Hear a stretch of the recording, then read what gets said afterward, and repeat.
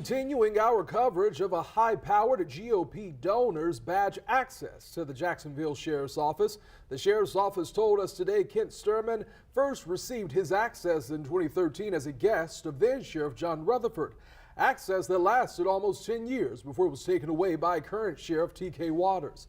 On your sides, Andrew Badillo has more tonight. The Jacksonville Sheriff's Office giving us new information Tuesday about who else may have been given badge access to Jacksonville's police buildings.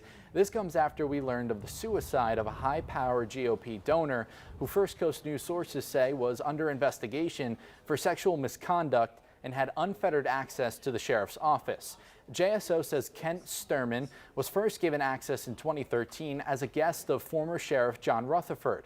The sheriff's office adding there are multiple groups of people who are given badge access, including contractors, participants of JSO programs such as Sheriff's Watch, and guests of the sheriff, which is what Stermon was classified as by JSO.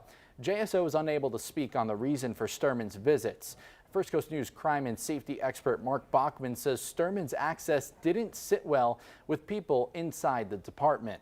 I know that there's a few of them that didn't like that anyway, that didn't care for the fact that Mr. Stermon specifically had that type of access. There was some executive staff people that frowned upon it and thought it was wrong.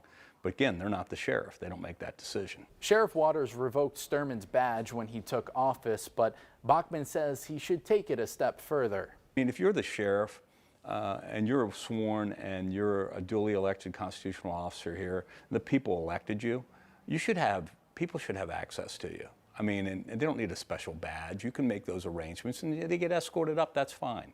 We have reached out to Rutherford, who is now a congressman for Florida's 4th District, but have not heard back at this time. In the newsroom, Andrew Badillo, First Coast News, on your side.